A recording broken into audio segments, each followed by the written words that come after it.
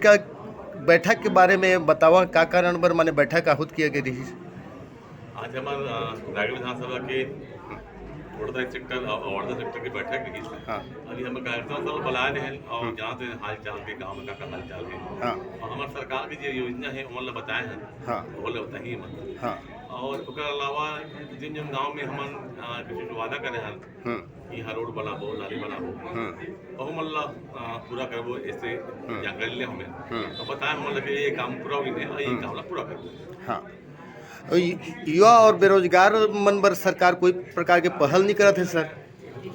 लगातार हमारे सरकार प्रयास करते, पहल करते, युवा मन बन, हाँ बेरोजगार मन बन, हाँ मतलब लगातार हमारे नौकरी लगा था। हाँ कुछ लोग प्राइवेट में और शासकीय भी नौकरी हम निकाले हैं। हाँ लगभग 20,000 मास्टर की नियुक्ति होते अभी। हमारे सरकार बने के बाद 20,000 मास्टर की नियुक्ति तो होती नहीं, इस बीच में बंद हो गई नहीं।